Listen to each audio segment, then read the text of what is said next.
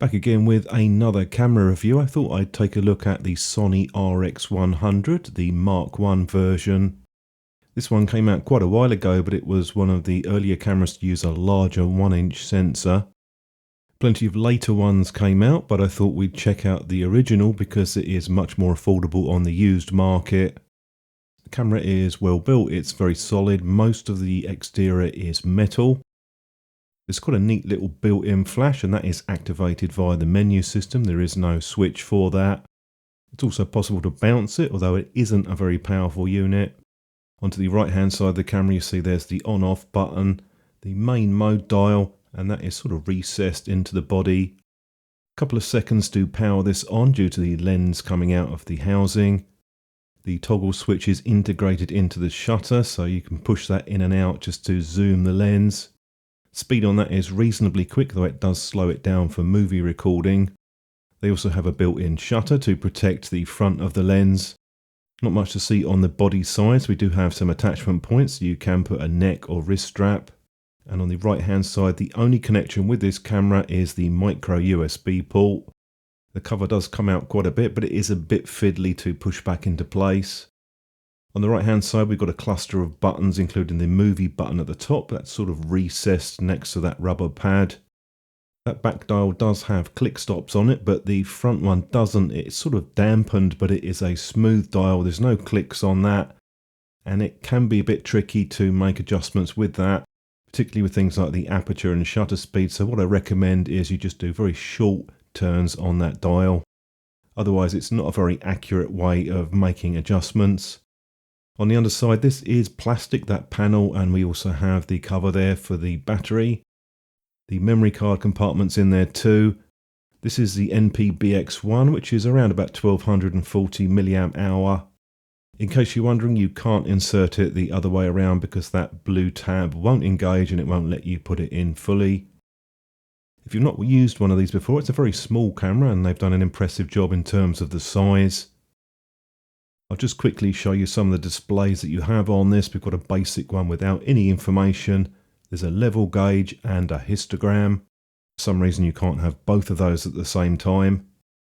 There's a sort of graphic display mode, and the other one gives you full information, although the screen is quite cluttered. LCD is quite a decent resolution on this model. It's fairly easy to see and use, although it's not particularly good outside. Remember, you just have the LCD on this. There is no viewfinder on this earlier model. That's something that Sony added later on. Lots of modes with this camera, including auto modes and scene modes. They've also got the sweep panoramic, and there is a memory recall. I'll quickly go through some of the user interface now, including the menu system and the function button. The function button's pretty useful because that allows you to select a number of different parameters, and you can pick the items that you want in those menus yourself, so it's pretty good in terms of customization. You'll notice the pulsing with the autofocus. It is a contrast-based system, and it does work off of a pre-focus as well, so when you point it at something, it will start to focus even if you're in single autofocus mode. And you haven't even pressed the shutter. That sort of gives you the impression that it is quicker than it is. I'll be showing you some examples later on with the dynamic range optimizer and the HDR. Just to give you an idea of what you can get out of this camera, remember it's using a somewhat larger 1-inch sensor, which was a fair bit bigger than most compact sensors at the time, including the Fuji X10, and I did a review on that which I will link to in this video. But it's still some way off of a Micro Four Thirds or an APS-C size sensor. We're coming to a stage with Sony where the menus have started to get quite big. If you look back at the older SLR that I did, there's a lot less options in that, and they have really expanded things out in this particular camera. There are a couple of annoyances though. You do have to go into this main menu to set a custom white balance, and that is a bit strange, considering you do have a separate menu system that you can put in the function button for white balance. That said, I don't feel that you have to go into the menu system that often with this camera, purely because you can program that function button to do quite a few things. Can change the 4-way controller from their default settings, though obviously you're going to have to remember what you've changed it to, but that can be quite useful. Obviously we don't have a lot of space for different controls with this sort of design. Therefore, a few buttons can become quite useful in terms of how you use the camera. You can't reprogram the question mark button, which is a bit disappointing. We'll do some quick tests now with the image quality and in RAW with the high ISO. You find at 800 there really isn't any objectionable noise from this sensor, at least in terms of what you can see on the screen. Once you get up to around 1600 there is an obvious increase, but it's still not too bad. It's only really the highest sensitivity settings that it gets quite noisy. I'm okay using it up to around about 3200, but you could just about use 6400. There is a separate setting for the JPEG noise reduction. You have 3 settings for that: noise reduction low, normal and high. Multi-frame noise reduction takes many images at the same time and blends them together a bit like a phone, and that works quite well up to a certain point. At the top setting, 25,600, really it's not very useful at all. With this camera, the dynamic range optimizer, you have quite a few options with it, not just the automatic, but you can manually set the levels yourself, and that can be quite useful if you want to tweak the settings. There is a separate HDR mode which blends a few images together. There's pretty good latitude off this sensor in RAW, much better than I was expecting. You can push 2-3 stops fairly easily at low ISO and still get very good results, possibly a little bit more. And you can pull the highlight details back probably around about a stop or so in terms of the recovery. You still have to keep an eye on the histogram with this camera, but generally it's fairly good in terms of the dynamic range. I've just put some details about the lens speed at the different focal lengths on screen for you. As you can see, it drops quite quickly in terms of the aperture as soon as you zoom in. The range is more useful than you might expect, particularly for scenic shots like this. You can see there is a fairly decent zoom that you get off of that. I don't find the results from the clear image zoom to be any better than cropping. It does some sort of sharpening to the image as well. Most RAW converters will already adjust the distortion, but if you're using something like RAW therapy, you can see there is quite a lot of barrel distortion with this lens. They did put the Zeiss badge on this lens, so we'll be able to see how it performs optically. 28mm, it's good wide open at normal distances. Just a slight improvement when you stop down. In the corners though, you do find that it is a little bit mushy in terms of the extreme corners and edges. It does benefit stopping down to around about f5.6, if not a bit more. Similar picture at 55mm, perfectly usable wide open, with the edges and corners improving a bit when you stop them down. Pattern repeats itself at 100mm, no problems in the middle, perhaps a touch better when you've stopped it down. The corner does jump up in performance quite a bit when you go to f8. So if you're taking landscape photos or something like that, then you do really want to stop the lens down a little bit. In terms of can you get a shallow depth of field, you can sort of to a point, but more so at the wider end because you can focus quite a bit closer. The minimum focus distance is 5 cm at the wide end, which will give you an image similar in size to an ATM bank card. From about 5 to 15 cm though, it is quite hazy at the maximum aperture of f1.8, and that gradually improves when you stop the lens down and you get to quite good levels by f4. It's a passable macro performance, but there are better cameras out there for macro photography. I'll move on to the autofocus now. As I mentioned earlier, it is using the contrast AF. That AF assist light is pretty bright, but it's also possibly annoying if you're taking pictures of people. Continuous autofocus is sort of hit and miss really with this.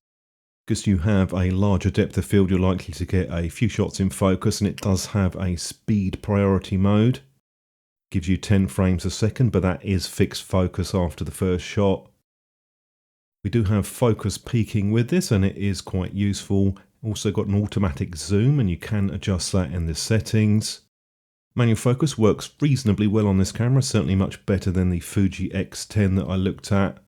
You don't have to turn the ring as much, but there's no real tactile feedback because it's a focus-by-wire system.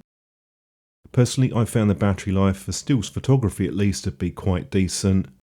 If you're not using the flash much or taking video, you can probably get most of the day out of this camera snapping away. Put some samples on screen now just to give you a few ideas with the image quality with the camera. There's an obvious difference in terms of the image quality from this camera compared to the much smaller compact camera sensors.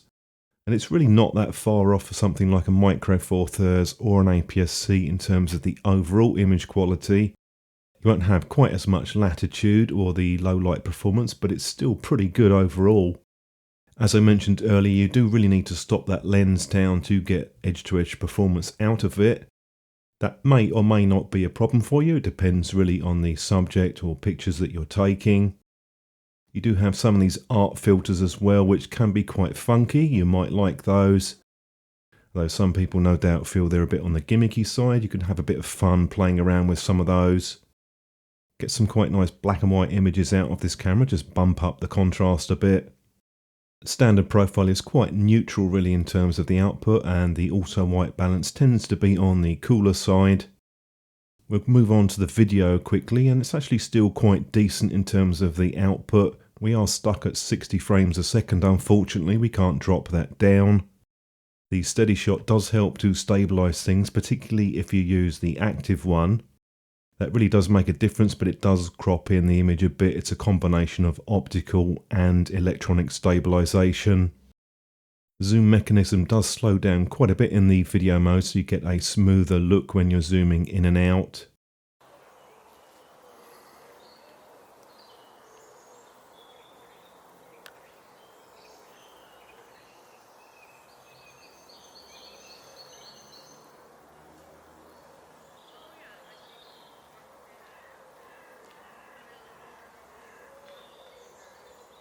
It's also fairly decent in low light, although do stick to the wider end for the increased lens speed.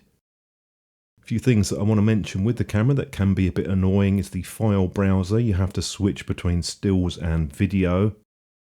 I mentioned about the non-clicky front control dial, but it also feels a bit rough in terms of the machining, particularly on the front and the mode dial. And these sort of semi-sharp edges, they do mean that the camera shows wear quite easily. Sony did an impressive job making the camera small, but in some ways the camera isn't particularly ergonomic.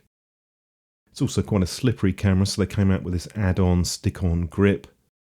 They could have made it a bit better in terms of the out-of-box experience.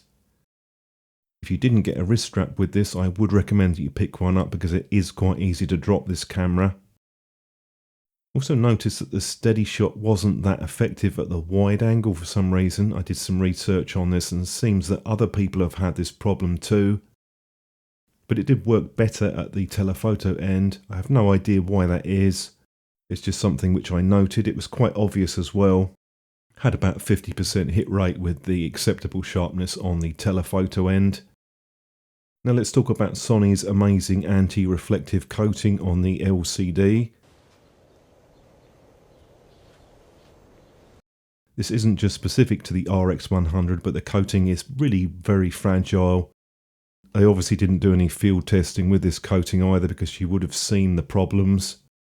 Some people peel the back layer off, but I don't recommend that you do that on this camera. I would use an alcohol wipe or some furniture polish and just polish off the rest of the coating. It does look pretty nasty when you have the coating in bits like that. And that sort of wraps up my review on the RX100. I think it's an interesting camera. It's certainly an affordable one on the used market.